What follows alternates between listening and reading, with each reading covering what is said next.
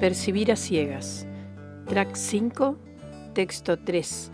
Desarticular la posición social de discapacidad. La propuesta es detenernos para volver a mirar, volver a pensar en aquello que es lo anterior al origen, aquello que es la causa de la existencia de una barrera, aquello que es el pensamiento previo a la creación, que luego será el impedimento al mostrar, al decir, al circular de alguien. Aquello que se expresa en un escalón, en un modo de informar, en un cartel en medio de la circulación, en la altura de un mostrador, en los diseños escolares, en la forma de una silla, en la altura en que se colocan las alacenas. Detenernos en todo aquello que fue poco o nada investigado, por un conocimiento previo mal parido, por ser solo parcial, por ser emocionalmente atrapado, por estar reglado por la dictadura de la normalidad.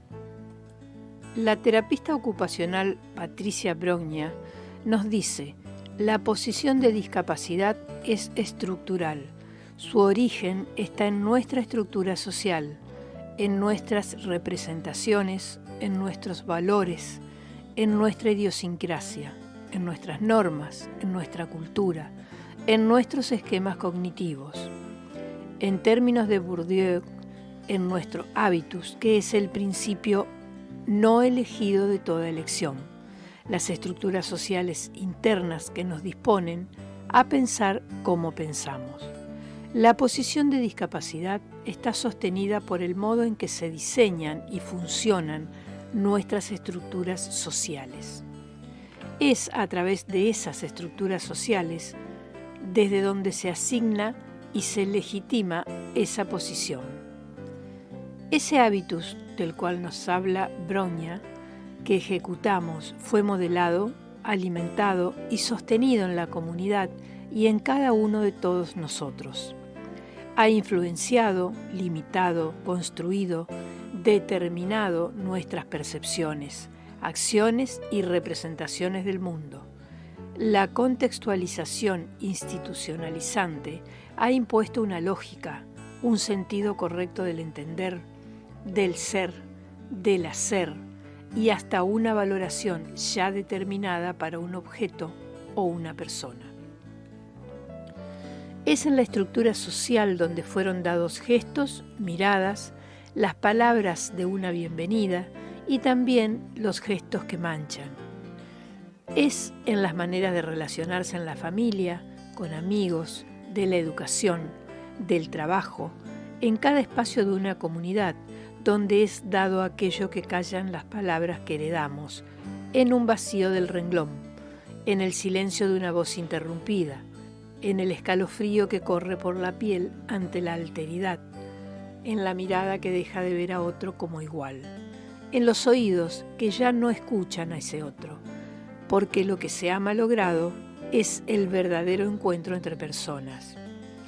Es en el contexto que sostiene lo escrito, aquello implícito detrás del significado, oculto, fantasmal, lleno de supuestos, de creencias, aprendido en gestos endosados como biografías no autorizadas, implícito como un peso extra que posee cada pronunciación. Es allí donde se traspasa ese supuesto saber que aprenden y aprendemos, que rodea, que mancha, que tiñe, hasta reemplazar su nombre, su imagen y su identidad. Pero aquí me gustaría poder alojarnos por unos instantes en este terreno, luego de un recorrido que realizamos desde el comienzo de este escrito, entre miradas, experiencias y posiciones, para dar paso a algunas cuestiones que creo fundamentales plantear si deseamos en realidad provocar cambios sociales, que son las mismas personas con discapacidad las que, estando incomodadas, deben tener el deseo de correrse y salir de la posición social de discapacidad, que ello implica hacerse cargo de su propia vida como parte de una movida colectiva, que la igualdad pretendida debe incluir estar preocupado por otros y la gran razón, el derecho de dar. En esto quiero ser muy claro respecto a la posición desde donde escribo estas palabras, que para salir de la posición que refiere Bronya, existe un primer paso que es indelegable: la decisión de las mismas personas con discapacidad de correrse de la posición social de discapacidad. El resto de la sociedad puede colaborar creando el escenario y las condiciones para que esto sea real, pero nada más y nada menos que eso.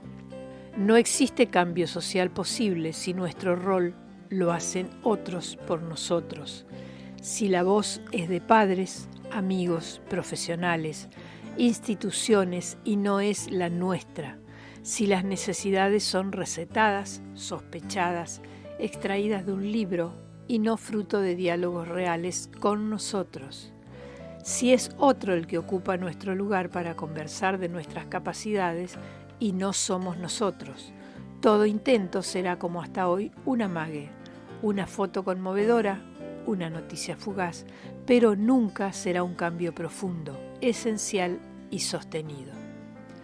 Tampoco creo que el cambio sea una decisión individual. Es un paso colectivo para que no sea fagocitado por dichos de excepcionalidades individuales que solo consiguen aplausos, elogios personales o admiraciones que no lograrán cambiar la mirada hacia todas las personas con discapacidad, porque solo es visto como una excepcionalidad que no logra romper el concepto que existe hacia el grupo en su totalidad y que solo será diferente cuando el movimiento sea de todos, al unísono, sostenido y con fuerza. Creo que atenta contra un cambio profundo, hacer creer o creerse las palabras que posicionan individualmente como una excepcionalidad. Debe existir una decisión de salir, de enfrentar, de escapar, de romper la posición, y ello, entre otras cosas, implica que en este nuevo contexto asumimos la responsabilidad de acompañar a otros, estar atentos a otros, estar dispuestos a otros, facilitar a otros, servir a otros. Rescatar el derecho de dar a la sociedad como entrega, como aporte, como dar por dar. No como una acción mercantilista, no como un te doy y me das. Aclaro que el dar del que hablo no tiene nada que ver con la sensacionalista presencia para que el otro perciba un tullido que se acerca y nos exclame en la cara: «Mira cómo estás vos, y yo de qué me quejo». Nada de eso. El dar al cual refiero, sin dudas, es otra cosa.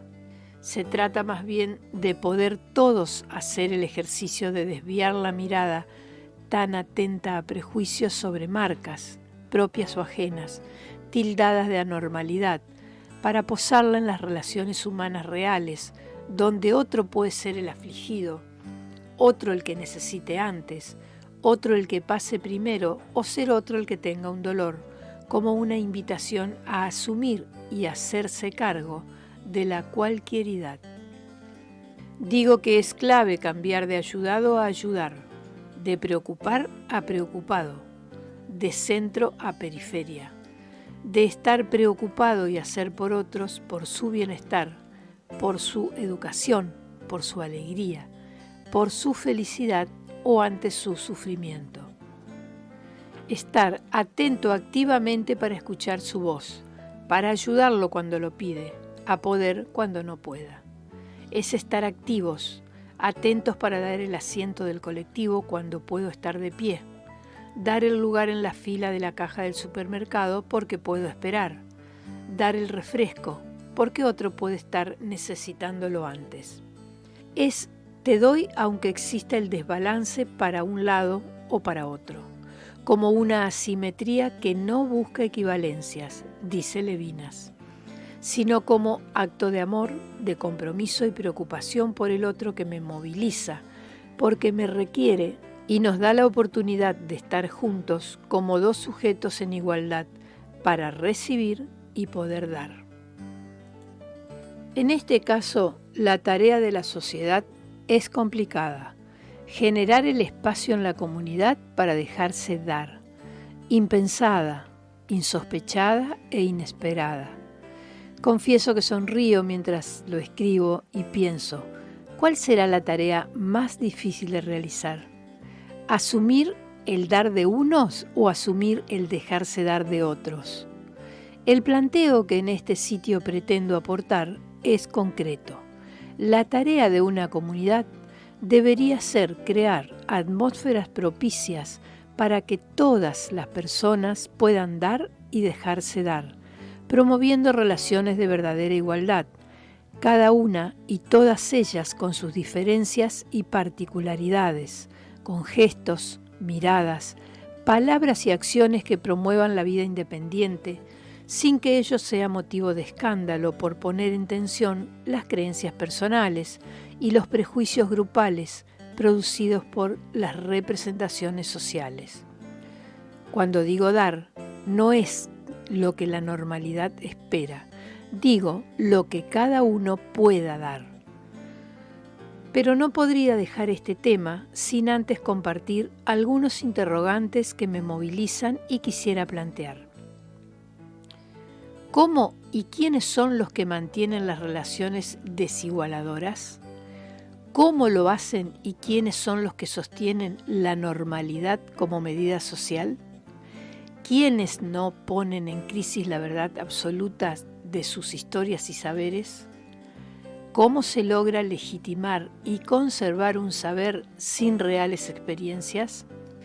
En la búsqueda de respuestas a estos cuestionamientos, seguramente vamos espontáneamente a coincidir en dar nombres, profesiones, organizaciones, y diremos las políticas públicas, las escuelas, los docentes, los especialistas, los médicos, la pedagogía, las universidades y una larga lista de coincidencias, pero solo estaremos diciendo de todos y de otros.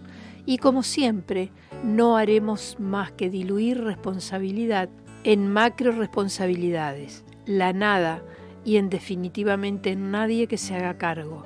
Y lo que necesitamos quedaría ausente de la discusión, se perdería en frases y blablería, porque lo que esencialmente y fundamentalmente nos hace falta es hablar del nosotros. Asumir la relación entre un vos y un yo, no entre un activo y un pasivo, no entre quien incluye y quien se deja o no incluir, no entre te traigo y me dejo llevar, no entre te doy una mano y me dejo agarrar, no entre alguien que abraza y se deja abrazar. Se trata de hacer una historia entre dos sujetos iguales, sin que esto implique dialogar en términos de derecho, sino la posibilidad de dos personas que verdaderamente se miran como dos iguales. La respuesta que deseo plantear es que somos todos responsables de la situación, todos indistintamente a ambos lados del mostrador, todos de este lado y de aquel lado del límite, del muro, de la profesión, de la capacidad de hacer, de ser autor o lector, de enseñar o aprender, de investigar o dejarse investigar. Seguramente nos faltará oportunidad para analizar cuantitativamente y cualitativamente esta responsabilidad. Pero en este caso, y por estos tiempos, lo que menos desearía es repetir que se nos exime de responsabilidad en las relaciones, porque allí también subyace la determinación que sean otros los que tomen nuestra palabra, los que digan o dejen de decir por nosotros, justificados por un saber sobre lo normal y anormal que impregnó la mirada de todos. La pasividad, el no responder, el dejarnos llevar, el no saber cómo explicar, el no actuar, también ha sido y es una forma de acomodarnos en estas relaciones asimétricas que existen y de las cuales nos quejamos y muchas veces contradictoriamente reproducimos. Creo, a ciencia no cierta, que es tanto y tanto, casi demasiado, lo dicho, escrito, repetido por el hipotético conocimiento acerca de las personas con discapacidad, que aquellos familiares, vecinos, profesionales especialistas o los que un día eligieron una profesión con el sueño de cambiar el mundo, hoy se ven fagocitados por la iluminación que les dio lo escrito, lo dicho. La palabra que se ha autorizado de quién sabe qué fulano para hablar de mí, que ya no escuchan, no se dan cuenta de su propia pronunciación, ni cuestionan su propia mirada, ya no reconocen la voz descalificante al mencionar a personas, su propia subestimadora sobreactuación al dialogar con personas, su propio modo de pronunciación poniendo distancias insalvables para con personas, su propio gesto humillante y domesticador para con personas, todo justificado y refugiado en un innecesario diagnóstico porque así es, una etiqueta porque así es, una oportunidad despareja porque así es, sosteniendo relaciones desigualadoras entre personas porque así es, logrando mejorar, pero no cambiar una posición, casi desactivando lo que inicialmente querían realizar, y la misma que agradecemos los humillados, casi como una cruel defensa pública de una víctima con su victimario, como la sonrisa forzada del empleado y el empleador, o como una versión a ciegas del síndrome de Estocolmo. Las personas con discapacidad, creo, ya no debemos esperar mansa y pasivamente el cambio social, porque tal vez sea esperarlo de aquel que podría hacerlo, pero no sabe.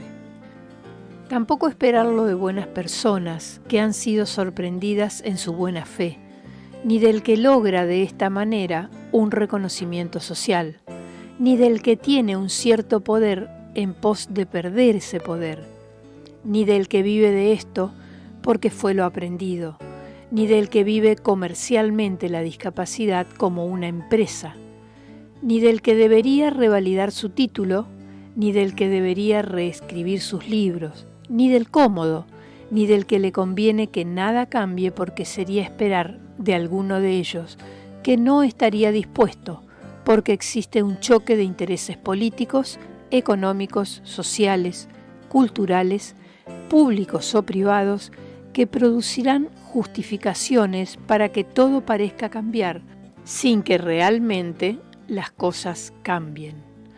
Creo que sería un nuevo error histórico pretender lograr un cambio en la mirada social, prescindiendo de la actitud activa de las mismas personas con discapacidad visual, porque el cambio no fue, no es ni lo será de forma real. Debemos empoderar, en primer término de responsabilidad de su propia vida, a las protagonistas, ser activas en la decisión, sin eximir de hacerse cargo de las consecuencias buenas y malas, de los aciertos y errores, de avanzar y retroceder asumiendo su responsabilidad, porque allí habita un error frecuente en el funcionamiento de las relaciones sociales. Luego de ello, recién allí poder asociar en la búsqueda a sin dudas mucha gente que busca nuestro bien, alejados de toda conveniencia particular, pero siendo nosotros, empoderados de nuestra persona, los que elijamos con quién y cómo estar en el mundo. En esta crítica al sostenimiento de relaciones de desigualdad, quiero referir no solo a aquel que en este juego de relaciones se puso en una posición favorable, sino también a aquel que sostiene la relación desfavorable con pasividad. No digo que la sostenga porque quiere, digo porque hoy es lo que puede, porque fue lo enseñado y aprendido, por no tener herramientas para cambiar, por no tener la fuerza suficiente por desconocimiento, por comodidad, por miedo al porvenir o en ocasiones por no tener la mirada que reclamamos a los demás. Tal vez la novedad en este caso que encontramos es que las personas con discapacidad no debemos esperar pasivamente que nos muestren el camino, sino que debemos tener la necesidad de buscar, preguntar, encontrar el sendero para cambiar la realidad sin la dependencia que provoca la espera. Hay que empoderarse de las decisiones que atraviesan nuestras vidas, porque si no caemos en la trampa de unos justificarnos por el actuar de los otros, como hasta hoy pareciera suceder. Mamá habla porque el nene se calla, y el nene se calla porque mamá habla. Pongo un cartel porque aquí no pasan personas ciegas, y personas ciegas no pasan porque pusieron un cartel. Esta esquina no tiene semáforo sonoro porque no pasan ciegos solos por aquí. Los ciegos no pasan solos porque no existen semáforos sonoros en esa esquina. Hace falta volver a mirar y mirarnos qué hay en nosotros que dan lugar a crear, sostener y replicar una posición social de la discapacidad, la misma que quisiéramos cambiar, pero más allá de una presencia casi testimonial, poco hemos hecho para renovar o transformar. Poco de revolucionarias hemos tenido. La mirada sobre la discapacidad en general y en particular de las personas con discapacidad visual cambiará cuando nosotros como colectivo llevemos las banderas y seamos activistas del cambio. Hasta aquí escuchaste el track 5, texto número 3, desarticular la posición social de discapacidad.